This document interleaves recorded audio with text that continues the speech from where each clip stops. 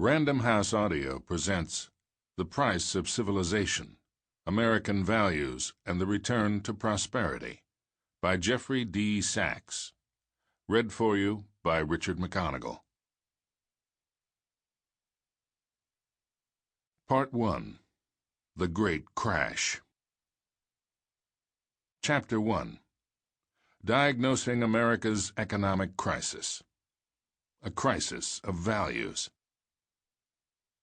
At the root of America's economic crisis lies a moral crisis, the decline of civic virtue among America's political and economic elite. A society of markets, laws, and elections is not enough if the rich and powerful fail to behave with respect, honesty, and compassion toward the rest of society and toward the world. America has developed the world's most competitive market society, but has squandered its civic virtue along the way. Without restoring an ethos of social responsibility, there can be no meaningful and sustained economic recovery. I find myself deeply surprised and unnerved to have to write this book.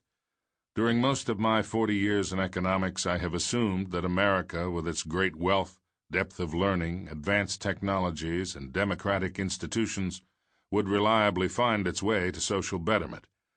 I decided early on in my career to devote my energies to the economic challenges abroad, where I felt the economic problems were more acute and in need of attention. Now I am worried about my own country. The economic crisis of recent years reflects a deep, threatening, and ongoing deterioration of our national politics and culture of power. The crisis, I will argue, developed gradually over the course of several decades. We are not facing a short-term business cycle downturn, but the working out of long-term social, political, and economic trends. The crisis in many ways is the culmination of an era, the baby boomer era, rather than of particular policies or presidents. It is also a bipartisan affair. Both Democrats and Republicans have played their part in deepening the crisis. On many days, it seems that the only difference between the Republicans and Democrats is that Big Oil owns the Republicans, while Wall Street owns the Democrats. By understanding the deep roots of the crisis, we can move beyond illusory solutions, such as the stimulus spending of 2009 through 2010, the budget cuts of 2011, and the unaffordable tax cuts that are implemented year after year. These are gimmicks that distract us from the deeper reforms needed in our society. The first 2 years of the Obama presidency show that our economic and political failings are deeper than that of a particular president. Like many Americans, I looked to Barack Obama as the hope for a breakthrough. Change was on the way, or so we hoped. Yet there has been far more continuity than change. Obama has continued down the well-trodden path of open-ended war in Afghanistan, massive military budgets, kowtowing to lobbyists, stingy foreign aid, unaffordable tax cuts, unprecedented budget deficits, and a disquieting unwillingness to address the deeper causes of America's problems. The administration is packed with individuals passing through the revolving door that connects Wall Street and the White House. In order to find deep solutions to America's economic crisis, we'll need to understand why the American political system has proven to be so resistant to change. The American economy increasingly serves only a narrow part of society, and America's national politics has failed to put the country back on track through honest, open, and transparent problem-solving. Too many of America's elites, among the super-rich, the CEOs, and many of my colleagues in academia, have abandoned a commitment to social responsibility. They chase wealth and power. The rest of society be damned. We need to reconceive the idea of a good society in the early 21st century and to find a creative path toward it.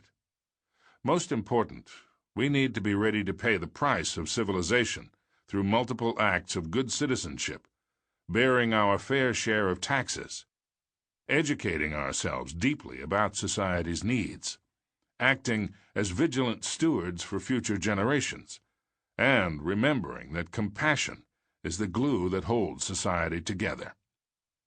I would suggest that a majority of the public understands this challenge and accepts it.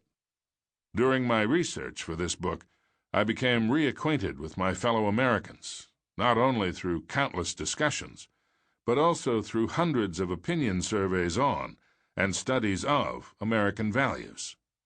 I was delighted with what I found.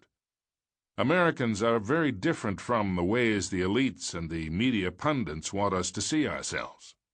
The American people are generally broad-minded, moderate, and generous.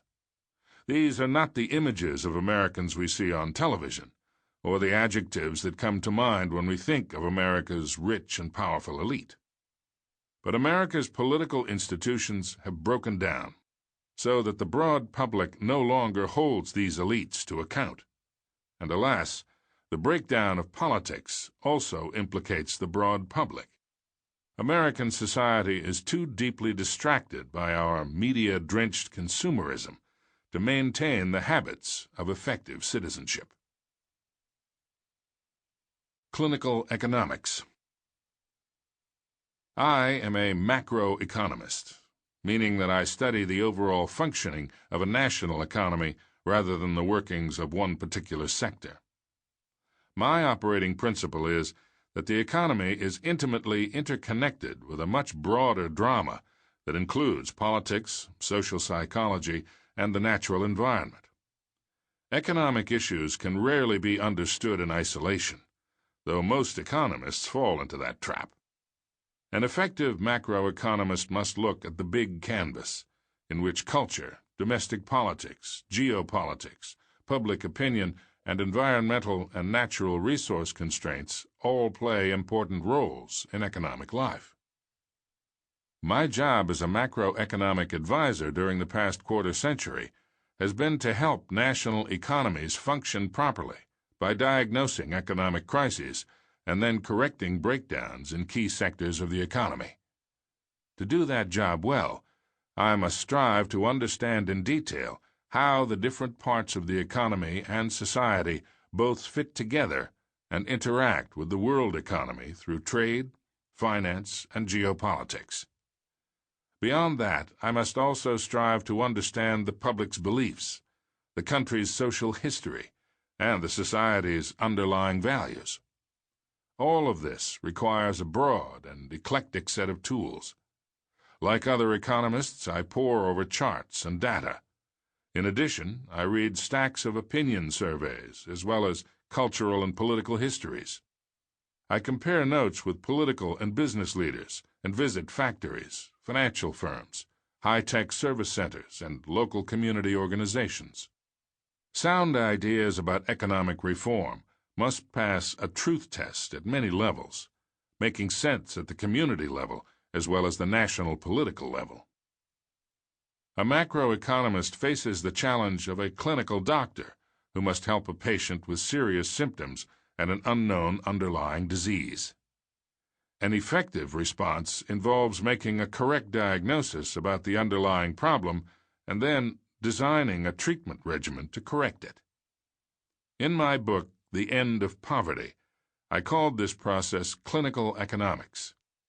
My inspiration has been my wife, Sonia, a gifted medical doctor who showed me the wonders of science-based clinical medicine. I didn't train to be a clinical economist, though fortunately my theoretical training, combined with my wife's inspiration and some very good professional luck, enabled me to forge an unusual personal path to clinical economics. I was blessed with a first-rate education as an undergraduate and graduate student at Harvard, where I later joined the faculty in 1980.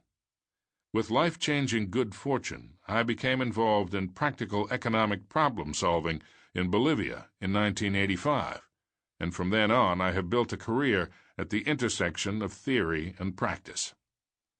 I spent much of the 1980s working in debt-ridden Latin America to help support that region's return to democracy and macroeconomic stability after 2 decades of incompetent and violent military rule. Sample complete. Ready to continue?